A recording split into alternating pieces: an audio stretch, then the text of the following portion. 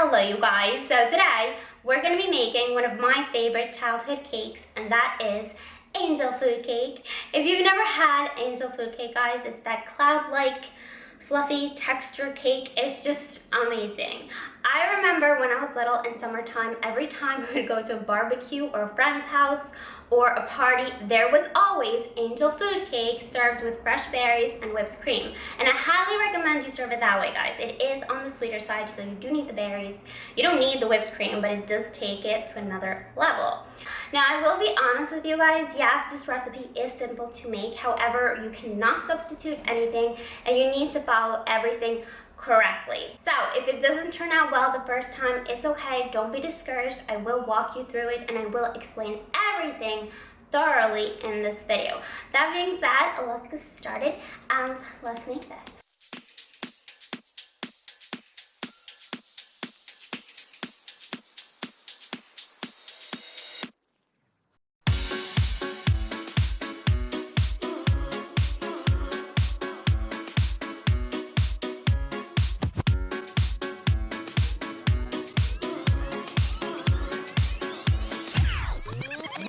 Feel the rhythm now. We should be singing together. So for this recipe, you'll need quite a lot of egg whites, 11 to be exact, but this recipe does make a pretty big cake. To your egg whites, you're going to add a little bit of cream of tartar. If you don't have it, it's not necessary, just add a little bit of lemon juice. Your egg whites must be at room temperature. If they're not at room temperature, they won't get as much volume. We really need those egg whites to whip up nicely and incorporate a lot of air. I'm using a stand mixer today, but of course you can whip these up by hand using a hand mixer. When your eggs start to become a little bit foamy, you can go ahead and start adding your sugar, 1 tablespoon at a time. The reason this recipe has so much sugar is to compensate the lack of fats. This cake, as you'll see, contains no fat. It's fat-free. So the sugar is the only tenderizer, so you need it to get a tender cake. Once you've added all your sugar, you can go ahead and add your vanilla extract or almond extract if you prefer.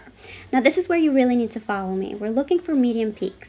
The main thing that could go wrong in this recipe is if you either undermix or overmix your eggs. Don't be afraid to stop your mixture and check your eggs. If you lift up your whisk and you see that the eggs fall right back down into the bowl, they're not ready, so continue mixing. It's important to not undermix because, as I said, this cake gets most of its rise from the air the eggs have incorporated. So this is what I mean by medium peaks. If you lift up your whisk, your peak will kind of flop over. That's perfect. Don't go further than that. To the eggs, we're going to fold in the flour in 3 additions, so don't add it all together. For this recipe, you need cake flour. It's crucial you use cake flour. I have made this cake before using normal flour, but it just doesn't work.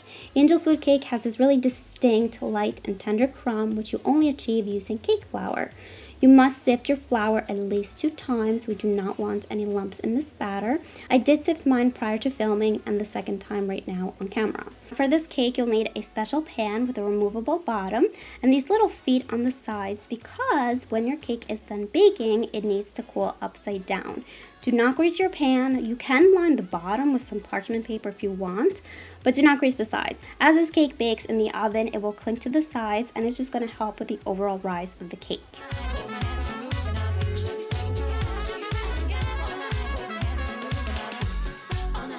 Once you've got all your batter in your pan, smooth out the batter, and you're going to take a knife and just slide it through your batter. Do not skip this step, it's just to prevent any air pockets. Clean off the edges of your pan, and you're going to bake your cake in a preheated oven at 180 degrees Celsius for about 35-40 minutes. Do the toothpick test. If it comes out clean, the cake is ready. Once your cake comes out of the oven, you're going to immediately turn it over, otherwise it will collapse on itself, and you're going to let it cool this way. Once your cake has completely cooled, it should take about an hour or 2, you're going to take a knife and release the center and the sides of your cake. It should come out pretty easily. If you did line the bottom with some parchment paper, just gently lift up your cake or use the knife and gently release the cake from the bottom like we did with the sides. Now this cake may have some minor cracks. It's okay, we're going to turn it over anyway, but this does happen because we are using a lot of whipped egg whites.